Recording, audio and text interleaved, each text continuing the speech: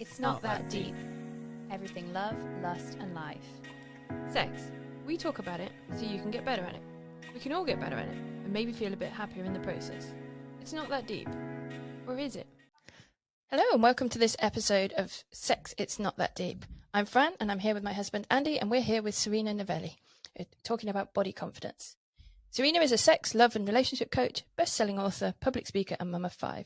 She's the co-founder of multi-award winning business Love Like the Body Project and founder of the Diva Divine Academy. Hello and welcome. Hello, thank you for having me.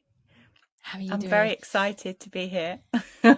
So tell us about your work a bit. Just a quick overview of Serena. Okay, so I am the founder of a company called Love Like the Body Project, and that's where I kind of started my journey within the realms of sex, love and relationships, supporting women to feel much more confident and comfortable in their skin. I have worked for about 15 years for the number one sex kind of company in the UK, and it's became very clear to me that there is a massive taboo around the subject and it needs to be wiped out. It needs to be extinct, and we need to be shouting and sharing all about how joyful and pleasurable sex can be. So I then trained to become a sex, love and relationship specialist, and I work predominantly with women on their body confidence and their sexual empowerment, and then I bring couples together to teach them how to connect and how to have those conversations and become much more emotionally and physically connected with one another. Oh, we are totally on the same page. That's absolutely what we're about too. How did you get into this? So well, I've got 5 children, as she's just you announced. So obviously I like sex. I just wanted people to feel good in their skin and empowered by it. So I have 2 daughters and 3 sons, and when my older daughter was younger, she kind of started mimicking me in my body image hang-ups when I was a young mum. And I realised that I needed to stop doing that, and I needed to start empowering myself, because if I wasn't empowered, I couldn't empower her. So that's kind of where my journey began, when I started to dip my toes. I think that's something we've thought about as well. We've got 2 girls, and it's really interesting when you look at them growing up and thinking, yeah, what do I want them to become? How do I show them how to become sort of well-rounded people? I think growing up is a really key point of your sort of sexual journey, and I think if we sort of muck that up, it requires a lot to recover that, doesn't it? I know that we didn't, either of us really have great education. No, and that's the thing, we just don't, do we? In the UK especially, like the sex education is well, I don't even know what to call it, because it's really non-existent, and it's detrimental to the well-being, the sexual health of all of us, and especially the younger generation. My eldest daughter's 21 this year, and she's just, she'll just be herself. She's not afraid to have open conversations. And I think that if we had been taught how to appreciate and respect our bodies and understand the anatomy of our bodies and how things work properly, though, with those conversations we'd be having with our children, it would be a beautiful world right now. But there's still this stigma around sex and how you show up. Yeah, I think back to my childhood, and it was, you just didn't talk about it, especially with your parents. It was never a topic of conversation. I don't think I even had the birds and the bees. There was the very limited education at school, for want of a different phrase, and that was it. You were then left to movies and your friends to fill in the gaps, and that wasn't a great learning point, really, with reflection. And I think we've talked about that. We really want to make sure that with our kids that we're having those conversations when they get that little bit older. Stops it being embarrassing, doesn't it? Yeah, I mean, even now, I wouldn't want to talk to my mum about anything in the realms of sex. It's where this podcast's a little bit awkward, but it's still uncomfortable conversation even now. Yeah. Yeah. you get used to it, you get better at it, and you do have better conversations. I think we've certainly learnt along the line of this sort of podcast how to have better conversations around sex, and I presume that's the whole crux of what you're about, is good conversations. Yes. And this is the main reason why relationships break down, is because there isn't that communication. They don't know how to talk to each other about their sexual desires. And when you've got a busy family home, or or you're working lots, or you're studying, and you're trying to fit in the relationship around all of these other commitments that you have, it's really easy to put the relationship to the side, or to think that, oh, it's going to be okay because they love me, and then those cracks start to appear.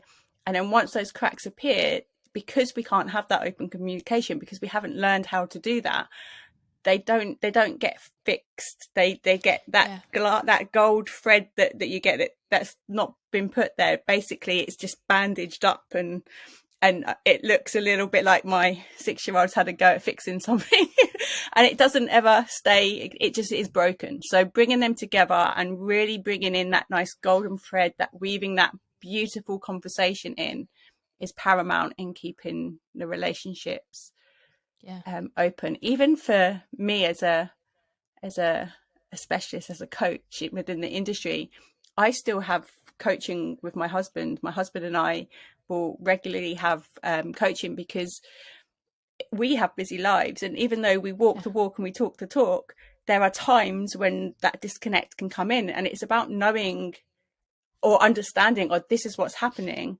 let's do something about it now before it gets too broken, and we can rebuild that connection again. Fix it before it's a problem, kind of thing. Yes. Yeah. So that was a question I was going to ask you, actually, was, having 5 children, that's a lot of time, and a lot of commitments go in there. And did you find at any point that your sexuality kind of gets subsumed into being a mum? And this is something I've sort of found a bit, and have had to come back from. So I just wondered whether and absolutely, especially when I was younger, because I had my first child at 18, and I was very petite, and I looked probably about like I was 11 or 12. I didn't look like I was 18. So I got a lot of judgment put on me by people when they saw me with the baby. They'd ask if I was babysitting, and then comments would be made by the older generation, shall I say. And that put a lot of pain on my sexuality, on me feeling comfortable in my skin and wanting to be able to share the love with my husband. So there's 6 years gap between my eldest and my second eldest, and that doesn't mean we didn't have sex for 6 years. He probably would have run, but it was hard for me to want to, because I was busy with the baby and all this newness, and I wanted to prove myself that I am a good mum because I'm a teenager. It doesn't mean that I'm going to be, I don't know, on benefits, or not that there's anything wrong with that, but this is the stigma that I got, that, oh, she's a mum on benefits, she's not working, and then when I had more children, I would get asked, are they by the same dad?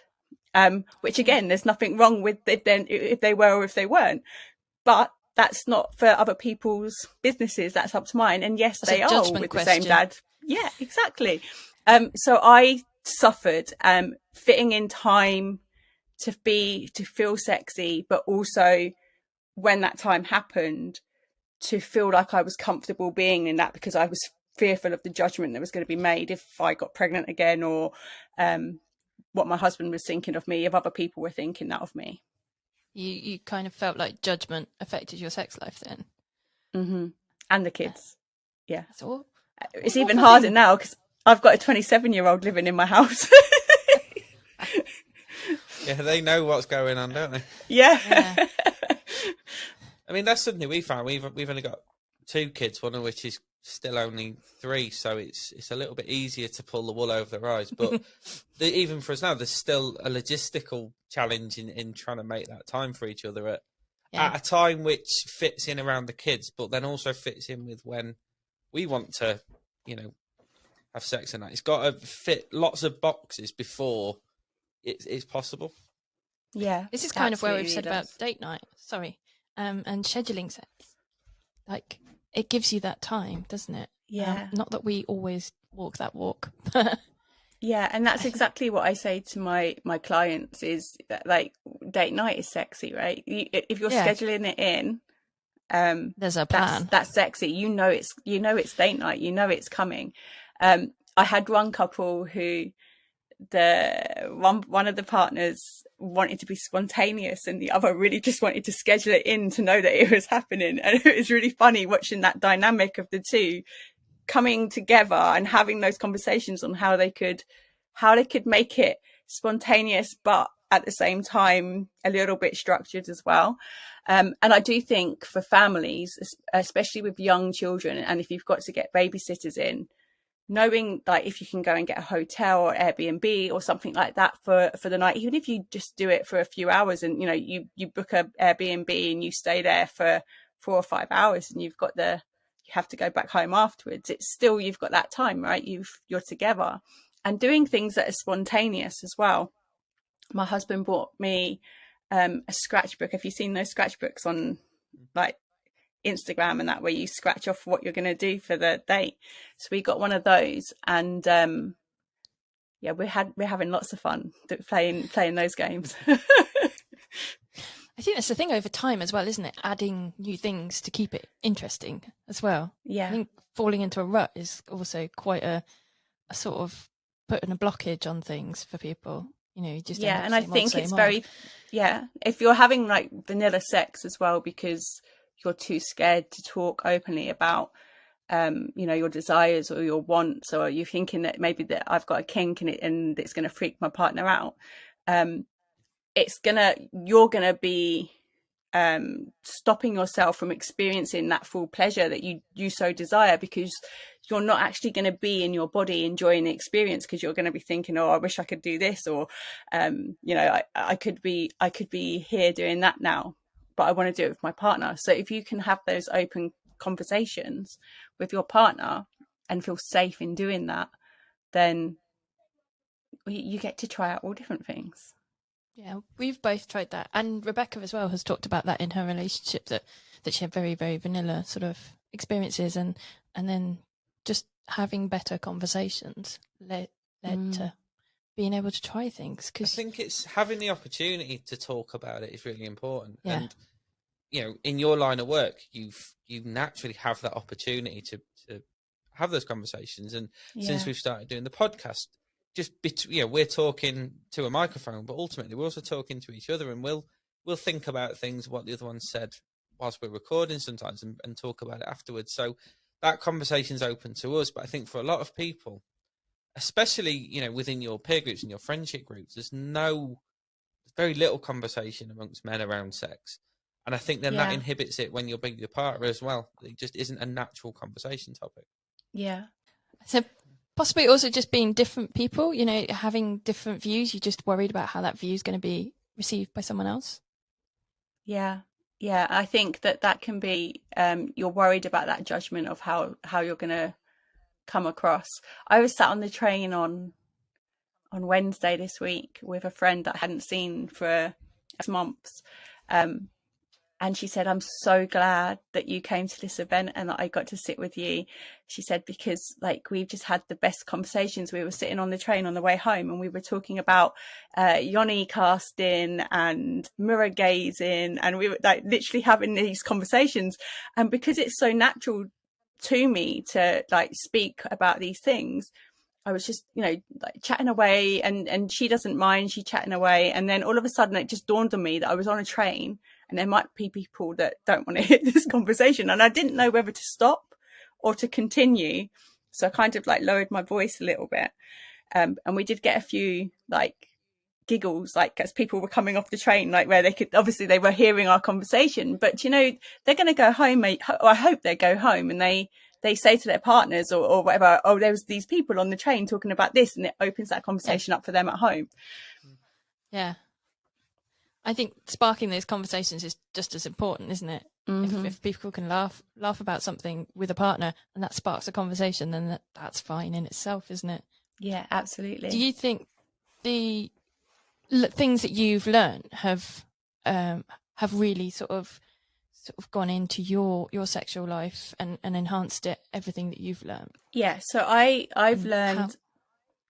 like the tantric philosophy and how to bring in the breath work and the like the Kundalini awakening and all of the goodness of that as well. So I've learned how to nurture that into the sexual experience that we're having as well. And it is so very powerful when you are fully conscious of the unconscious and become open to receiving that highest pleasure that you could possibly reach in that moment. So I think for me, it's definitely changed the way that I approach my relationship with my husband. How does that work? The tantric sexuality. There's So a Vita method, isn't it? So my light just went out. Sorry. It's like, no, lights off. You can't talk about it anymore, Serena. No, it's fine. So with regards to the Vita method, the Vita method is a mix of neurobiology and of the tantric philosophy. So we're using mind body. So we will, when I'm with my clients, we have to get past the stigma, the traumas, the conditioning that's happened over time before we can get to the really good bits. So we start to work with the sensations and the emotions within the body.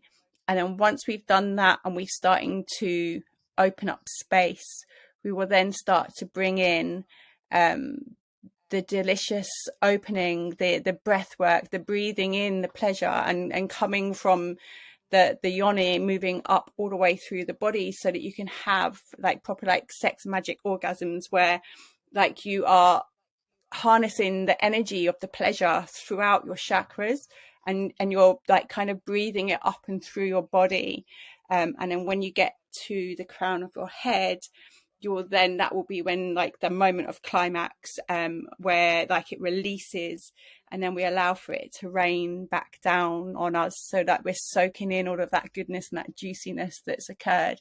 But there's never any, the end deal is climax. The end deal is to have this orgasm. It's about the pleasure. So it doesn't matter what the pleasure feels or looks like for you, as long as you've got to that highest state and your whole body is vibrating at that level of pleasure. And I think for us, again, in the Western society especially, is we're so used to watching porn and TV, like you said before, that we have perceived what sex looks like or should look like in a certain way. And if we're not doing it that way, if we're not, looking all sexy and hot and all like the showers running down us or whatever, we feel that we're not having sex right. And so we can't fully enjoy it. And we have we perceive this image of an orgasm to be a certain way because of how it's perceived on TV. But when you can learn how your body receives pleasure, how your body desires touch, and how your body kind of lights up, and you can have that amazing awakening, or that Kundalini awakening within you. It's I'm sorry, I'm talking stuff now. I don't know if I've gone way past the question. No, So it's kind of so it's kind of free the mind and the body follows sort of thing. So that so kind of free it from all that sort of junk that we build up, those preconceptions and those unhelpful boxes. So you can release your body for its sort of full potential for pleasure, really. Yeah, and then it's an amazing thought. Yeah, exactly. And then with the couples, we do a lot of talking first, because communication is the most important thing, right? Communication is key in all areas of life.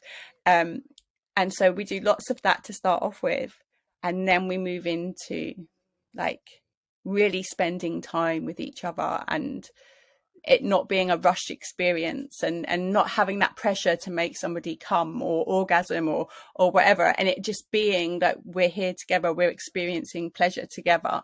And that's how couples become more connected in that way, that emotional connectedness. What do you find they struggle with the most in couples? It's the With communication. kind of yeah, Yeah. it's the communication. Yeah, we 100%.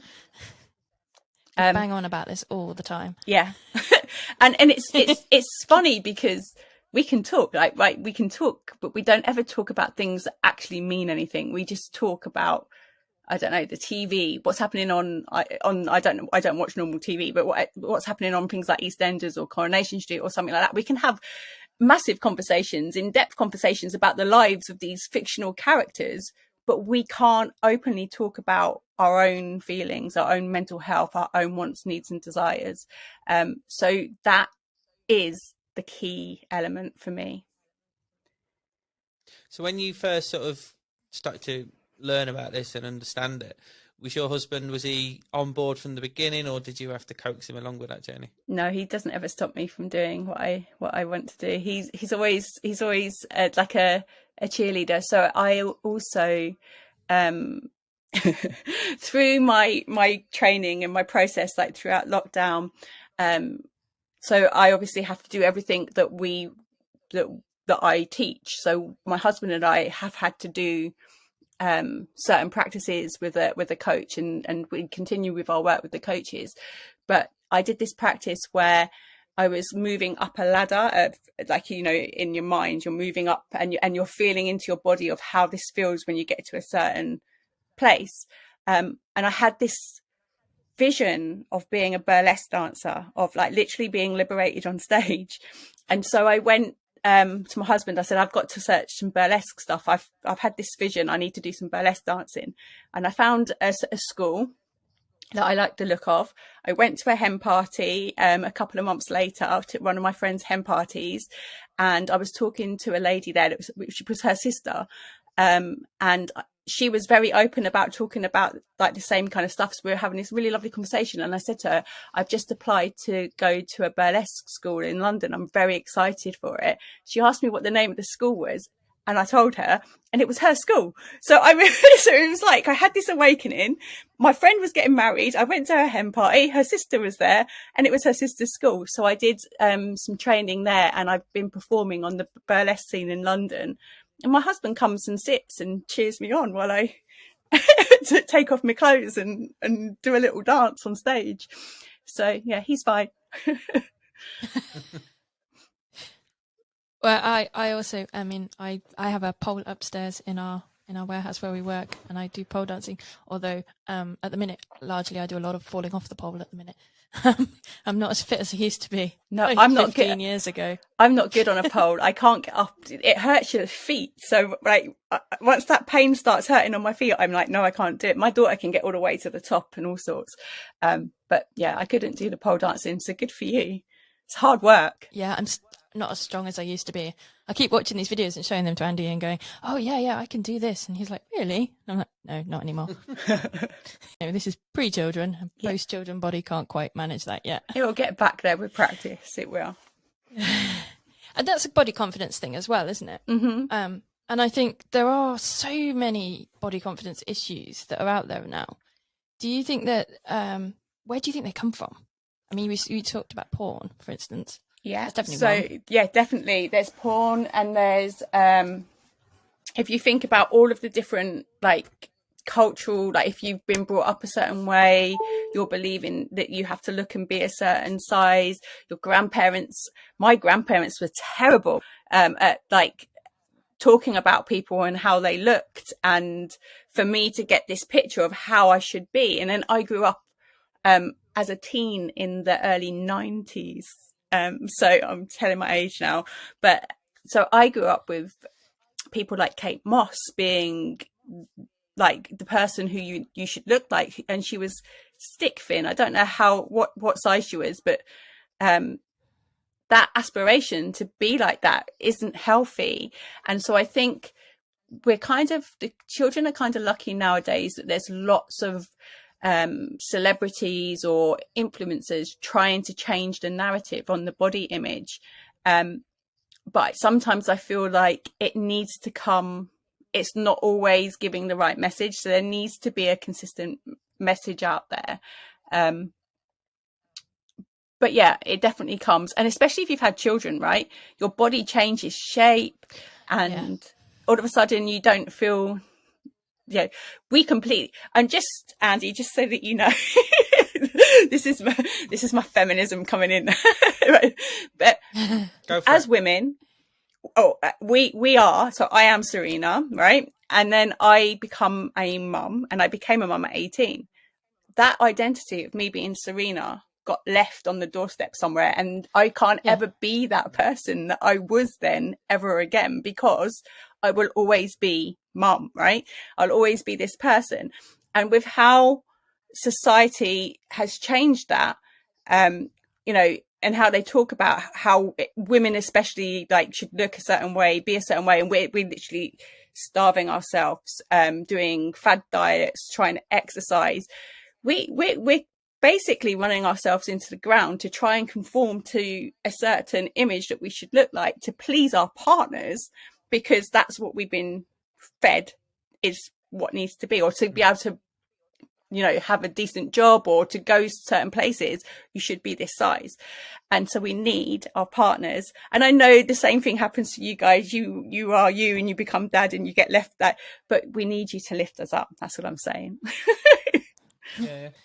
But then it's not just that, though, because Andy tells me all the time that he thinks I'm beautiful and sexy and things, but it's harder to hear that, or that I don't hear it as well from him. Yeah, exactly. As you kind of do from society, do you? Yeah. But that's just life, isn't it?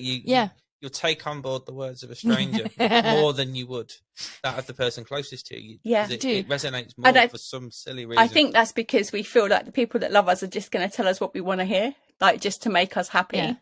But those open conversations, that helps, I think right? Then you're going back into that mum box.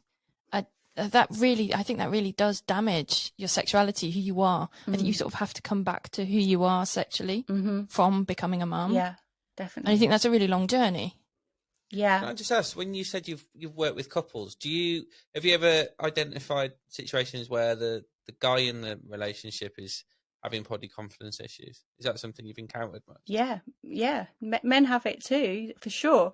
And I think so. I did a photo shoot last week with one of my client couples, and the first thing that the man said to me was, I'm not, because I showed some images of like how I was, because I wanted to show my work and how my work kind of takes you on that journey.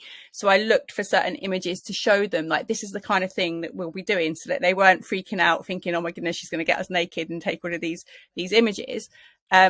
And I was showing him some images, stock images that I could find. And he said to me, my body doesn't look like that. Just so that you know, my body doesn't look like that. And I said, I didn't ever think that it did. They're the only images that I can find over social media to portray the image that I want us to portray. Our images are real. You're a real couple that have gone through this journey. And they got in Vogue magazine on Friday. So last week. Wow. So yeah. Wow, that's amazing. That's really cool. So they do. I definitely. know that we as a couple, I think we had shared body confidence issues. So we've talked about it on the podcast before. We not all that regularly, but we go to sex clubs every now and then. And the first time we ever went was probably delayed several years, because we were both in this mindset of, we need to get fitter, we need to look better before we go. Yeah. And nothing massively changed in that respect until the point we're like, fuck it, let's just go. And I know we were both anxious, weren't we, on the first time we went, around getting naked in front of potentially lots of people. We found that we were quite comfortable with that actually fairly quickly. But I know we definitely had a sort of, as a couple, a shared crisis about that, didn't we? Yeah, definitely. Yeah. And I know you've mentioned before about maybe we should do a photo shoot, and I'm still not keen on that idea, but I'll come round to it. I think you should. It's empowering. Yeah, that's the thing. Getting past those issues really does.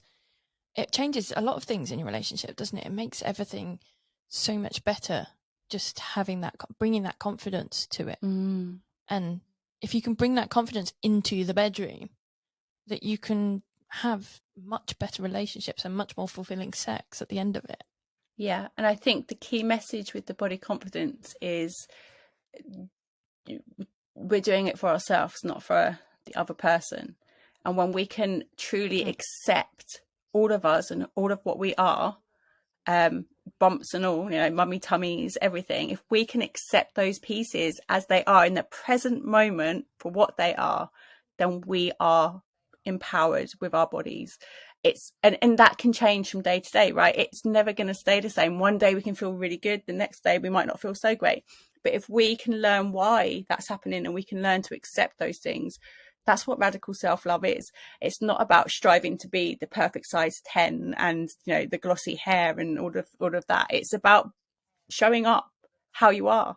Like, I'm on here today with no makeup on, and that doesn't bother me. 10 years ago, that would have bothered me. I would have been paranoid about coming live, messing up and not having my makeup on and making myself look like I was, I don't know, not worthy of the work that I do. But now I just show up and, I know what I'm doing. Yeah, I know that I'm confident in my work. I'm happy in my own skin and I like myself. I know my husband loves me for who I am, and that's all that matters.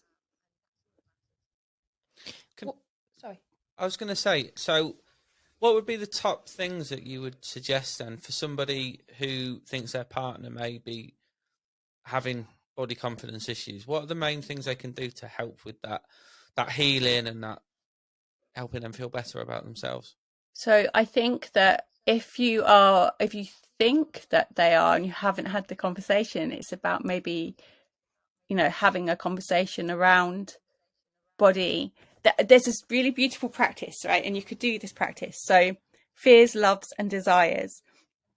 So you sit together and you listen. You don't talk over each other, because we want to be actively listening and really holding that space for our partners. And you can ask your partner, what is it that you desire? And your partner can say whatever comes to their minds. It can be about sex, it can be about the house, it can be about absolutely anything. So if you're wanting it to be around their body image and feeling comfortable in their skin, you can kind of, as you're answering yourself, you can kind of put it that way to them so that it gives them ideas of what to speak. Then you swap, so your partner will ask the same question, and then you ask, what is it that you fear? And if it's around body image, it might be, I fear I'm not good enough, I fear I'm not going to fit in. And you just sit and you just listen and you let them speak. And then the last one is, what do you love about me? And it's the most beautiful thing, because you've asked the questions, what do you, and then when you're asking, what do you love about me, you're then telling the person what you love about them. So you can open up like, I love your smile, I love your personality, I love the way you are with the children. And it kind of shows that actually our body image isn't what's important at all. What we look like necessarily isn't the most important thing. And it just opens up this beautiful space for you to honor each other and to really listen. Maybe if you add on the end as well, what do you love about yourself? Yeah, well, you can ask. To sort of but we won't be so easy at own... answering that question. No, we won't answer but once you've no, that's what I mean. So that once you've heard it from someone else, think about it and think, well, actually, is that what I think as well? Yeah, I do like my arms. Can I embody that? Yeah. And my one of my friends, when we do workshops together, she gets the people that are there to draw 2 stick men on the paper, and she starts with, I want you to write all of the amazing qualities about like the person you love the most. It could be your daughter, it could be a sister, it could be your mom, it could be a friend, whatever.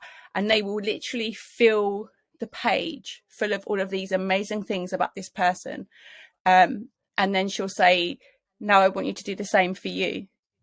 And people just go, oh, what should I put? And they get a few things, but you have to really start to think about it. What is it? Go deep in and really think about it. And if you close your eyes and if you feel into your body as you're speaking it, you will feel where the fear is within you, where the conditioning is set in, and you'll be able to do that in a work, because you'll know exactly where to come back to each time you feel that feeling. You'll know what it is. That's a really cool idea. I've never tried that.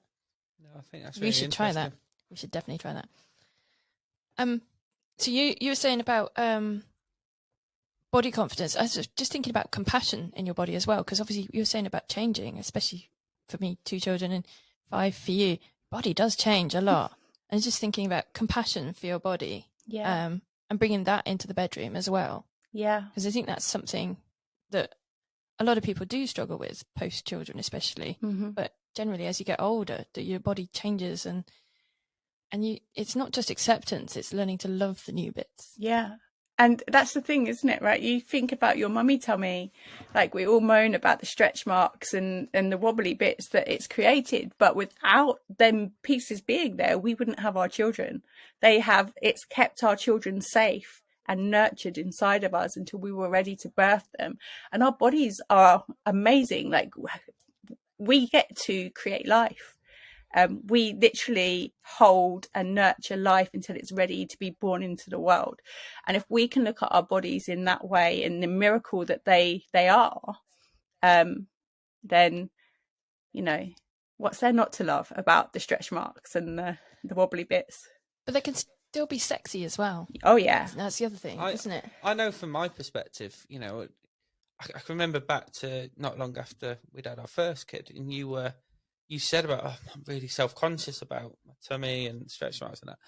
And I remember saying to you then, and it's as true now as it was then, that what I see when I see that is that what it represents, like you said, Serena, it nurtured that child. It kept it safe when it was growing to the point of being ready to be born. And I really appreciate what it represents. And it's no less beautiful now than your tummy was before kids. And I can't speak for other men.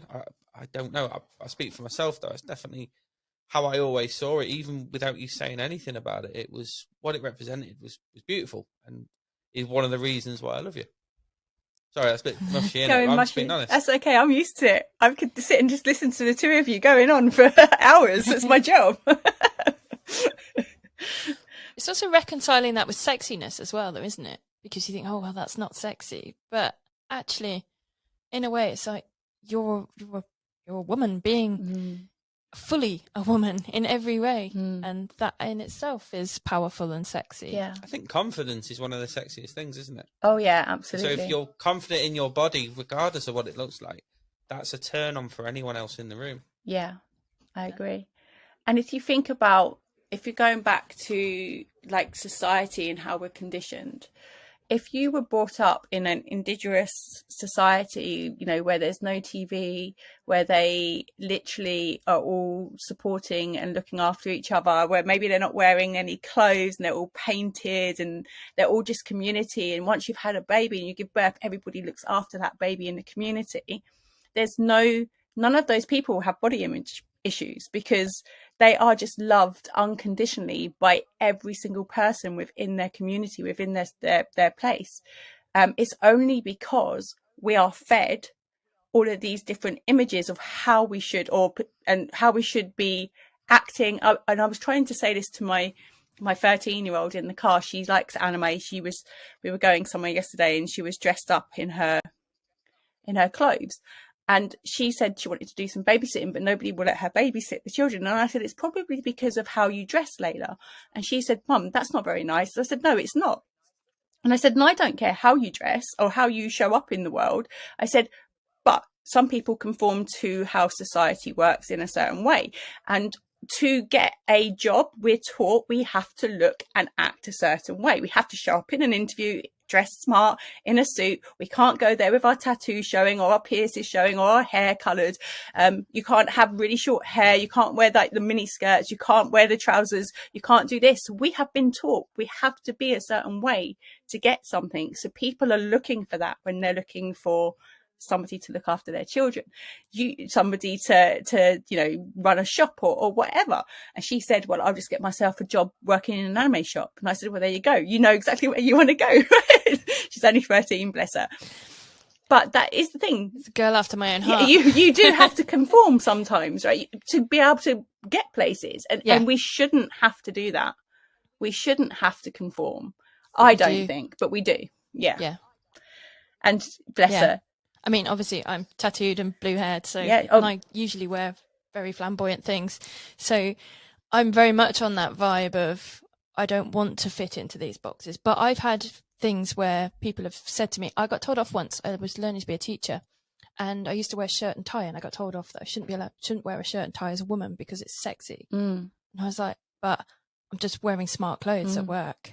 How is and I didn't really sort of think of it in a feminist way, but actually coming back to it, I was like, how is what I am perceiving as something that everyone wear, it's a smart thing to wear. How is that a sexy thing for you? How is that my problem?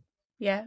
Someone else has chosen to sexualise it, haven't they? Yeah, I'm wearing a shirt and tie. Yeah, and he's if wearing you a feel shirt and tie comfortable too. in that, yeah, exactly. It was a man, was it?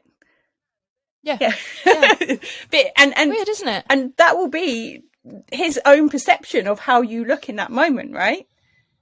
It's his opinion. It's his stuff he needs to work on, not yours. It's weird, isn't it? But we get that. And I said to her, if there's a young girl, she's doing all of her studies, she's dressed nice, and she goes and she says she can babysit, she might sit there on the phone to her boyfriend all night long and completely ignore them children. But you've got four siblings and other children within the household all of the time. You're really good with children. You'd be there, you'd be sat with them, you'll be doing things. But because of the way you're dressed, they're likely to go with the other person because they think the other person's going to look after the children better. So if you want some to do some looking after the babysitting, then you're going to need to wear some trousers and stuff when you go and see these parents, and not go dressed in your wigs and your holy tights.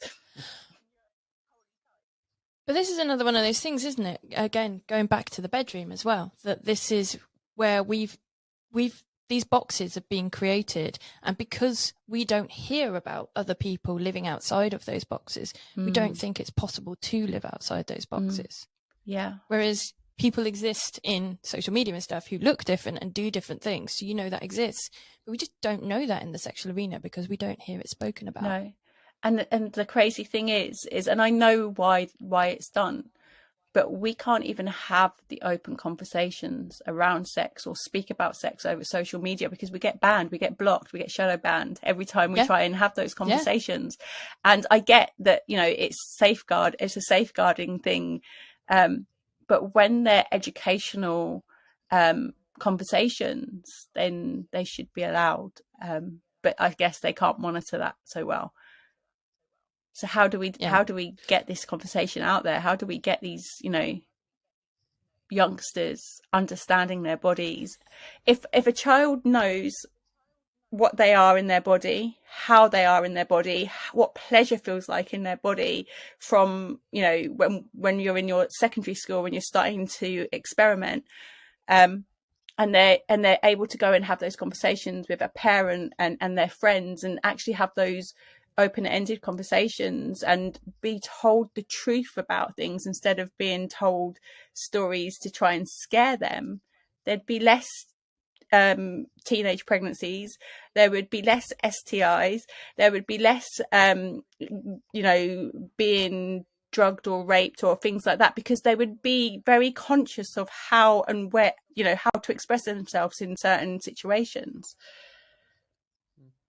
I think there'd be better relationships as well, because you're more fully with the other person. Yeah, they would be boundaries would be set, right? What you want. Yeah. Well, not just boundaries, but you can be more fully with them. Yeah. Because you know how to be with them to the best of your pleasure. Yeah. I suppose. Yeah, I know what you mean. Because I think back to when I was 18, I still hadn't, because we were in a much more repressed time back then. I was not fully aware of, from a sexuality point of view, where I was at and what I enjoyed and what I wanted to do. And also aware of what the person I was with wanted to do and what they would enjoy. Yeah. And I think that now, there's an opportunity. You mentioned social media. There is a real opportunity for people from a younger age to be properly tuned into that and to be able to hit the ground running from, when they first become sexually aware. They can hit the ground running and really enjoy their sex life. You've talked before, Fran, about how the first few years of your sex life was Rubbish, not great at all, to be honest. And it's the same for me as well. It took years to learn, to sort of catch up on everything you haven't learned through your adolescence. It takes a long time to catch up on that. Yeah. Just imagine if we can take that away, that time of just not having amazing sex, and if we can just take all that rubbish time away and you just start at a better place, Yeah, how much further you would go. people could go from there. Yeah. And how much more of a positive place that would be. Yeah, that's exactly what I was just about to say. I think you know, the age when you should start having these conversations, and I mean age appropriate, so like don't look shocked or anything, is around 4 to 5 years old. But you know, when a child is starting to become curious about their own body and they start to ask about like what their pieces are, or you know, they might like point to something and ask what it is, instead of using, I don't know, names like fluffied up names about our body parts, our anatomy, we should be telling them exactly what their parts are by naming them like correctly, so that they understand what they are. And obviously age appropriate from there, just opening up those conversations. If they ask about something, being honest, being open. If you don't know something, researching it together, and just finding out like together. And that way, at 4 or 5 years old, they're not embarrassed about their body, are they? They're quite like their bodies. Our 3-year-old, actually, a nursery, they do this at nursery with our 3-year-old. She comes home and goes, "Actually, Daddy, it's a gina," doesn't she? Oh, bless her. we said something about her bits, and she went, "No, it's a gina." Yeah, because they will probably have taught her the correct word, and it's good. Yeah, I don't think I got taught that until the end of primary school, which is a ridiculous age. Yeah, to know the proper words for things. Yeah. And that's a ridiculously late and age. Still some people, even in their like 40s and 50s, have no idea about their anatomy. I've posted before a picture of the clitoris, like the full clitoris with the bulbs and the legs, and people have come back with, you know, curious to know who knows what this pictures of, and they've come back with some mind-blowing answers, and I'm just like flabbergasted and don't know what to say, because they should know. We should know what our pieces are. Yeah, and how to make them work more effectively for us as well. Mm-hmm. I think there's a lot of people deriving poor levels of pleasure from just lack of knowledge. Yeah. We talked about society now. Have you found, or do you still find resistance, you know, when you tell people what you do? Do you still find people put the brick wall up as soon as you say what it is you work at? Yeah, absolutely. Do you view it as judgment? You used to view it as judgment. Do you view it now? I feel they're not judging me. I feel that it's their own insecurities.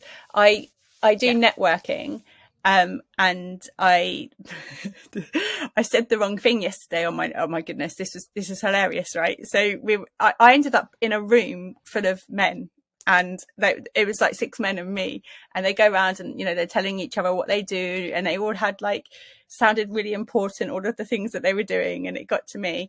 And I said, "Oh, I'm sorry, I've got a little one in the background. I had children's TV on, I had Cocomelon on in the background, so I just need to turn this off, so that you don't sing all of these nursery rhymes. So I've got 5 kids, I'm used to juggling balls." And then I realised what I said, and then I was like, "Oh, so I'm Serena." And I'm a sex, love and relationship coach. And they just burst out laughing because I just said I was good at juggling balls. And then I was just like, now I've just like completely ruined my intro and I don't know what to say anymore. So but they were laughing. They were in hysterics. And they said that I was the most memorable person that they'd met for the whole day, which is really good. But it was in a jokey way, but usually they're very shocked and it goes very quiet, and I have to then try and have a conversation with them like from somewhere without really knowing where to take it. I usually warm them up and get past it, so it's okay, but people just don't like it. They just want to, it's like I'm holding a dirty magazine all of a sudden, and they've spotted over my shoulder and seen what I'm looking at, and they've gone, "Oh," and they run away. But this is like coming from the other end. When you were younger, you're saying about feeling judged, but now you feel like it's a challenge. And that just shows how you've changed and how that's changed your approach to doing things. And that's now a positive thing. You know, we'll get through this and I'll teach you sort of thing. Yeah, we'll have fun. It's fun, right? It shows you walking your walk, right? Yeah, exactly. And who could you can't go to anybody really and ask them if they don't, nobody doesn't enjoy sex. Like, it's a natural part of our our existence. We wouldn't be here without it, right? Everybody enjoys pleasure. And so why is it such a taboo? I'm getting really dark here, aren't I? Because my light went out. I'm just like a white face in the... Can you see me? Just about. Well, At least we've got the episode title sorted now. Serena Novelli juggling balls. Love it. Honest to God, Perfect, it was the most hilarious thing. Most hilarious. So if anyone listening is interested in working with you, where can they find more information, Serena? So at the moment, my website is being rejiggled, so it's not working. However, you can come and find me over on Instagram, and you can just search Serena Novelli. You'll know which one it is because it's the one that looks the most raunchy, I think, out of the Serena Novelli. So come and find me there, or you can search me on LinkedIn and on Facebook using the same name, and I'll lead you into where to go after that with whatever it is that you're looking for. Brilliant. And anything exciting upcoming in the next few months? Yes, so we've got a book coming out, a sex, love and relationship book, which is a co-collaboration of women and men telling their real life stories of their journeys, their own personal journeys. And we have some experts writing as well. So there'll be lots of hints and tips on how you can get past certain things. And that's going to be coming out May time. We're just getting started with that, but I know it's going to be juicy. I've already done books before and I know how amazing they can be. So great way to... Sounds right up our street, doesn't it? Yeah. It's exactly the kind of thing. I mean, we're very open about our sex and where it's led us. Yeah. And what we've learnt about it as well. And I think this is why I'm doing this book is I think people will pick up a book and read it because they feel like it's like they can hide that away, right? They don't have to tell anybody. They can learn from reading the writing rather than having the conversation. So that there's this, for those people that aren't quite ready to have that open conversation, they can have a sneak peek inside our world and what it's about. Yeah, that's kind of what the podcast is about, is, we'll tell you our side of things to hopefully spark you. Mm-hmm. And that's perfect. It's exactly what you're saying with your book. But I think you might have a bit more tips than we do. Oh, It's just finding things that work for us, but we don't have all the answers. Real life. We're finding along the way. I think real life experience is way more impressive than academic as well. I mean, I've obviously had my own experience, but I feel that that's where people resonate. It's when you've had your experiences and you can share them openly. If I had never had sex and I just, I could still be a sex coach, right? Because I've done the work and I know the stuff that I'm teaching, but I wouldn't be able to resonate with the clients. Whereas you on this podcast, you're together, you're having those conversations. It's definitely opening up conversation. I hope it is. I really do. Yeah. That's kind of my wish for this, is that if we can get other people talking and maybe trying new things just as a result of talking about them ourselves, then that just sort of takes the barrier away for them. Yeah. They don't necessarily have to have the conversation from scratch. If they're having the conversation, or they're sort of vicariously a part of our conversation. Yes. And then they can come in. I think that's the point, isn't it? We're not going to change the world. You're not going to change the world, Serena, on your own. But if so many people are opening up and having that conversation, it's going to make it much more accessible. Yeah. I think that's a great thing. And the great thing about a book as well is that people it can be everywhere.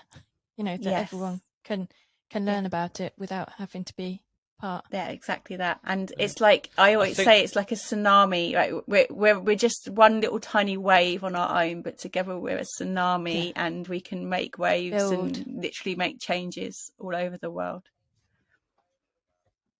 I think what a thought to end on. That's brilliant. That's brilliant. Thank you, Serena. Thank you so much for joining us. I think that's been a really enjoyable episode for me. I've really enjoyed it. So thank you for very having much. me. It's been a pleasure. Thanks everyone for listening to the latest episode of Sex It's Not That Deep. As usual, give us a follow on social media on the usual platforms, and feel free to drop us a like and a review on your podcast station as well. Thanks for listening, everyone. Goodbye. Sex. It's not that deep.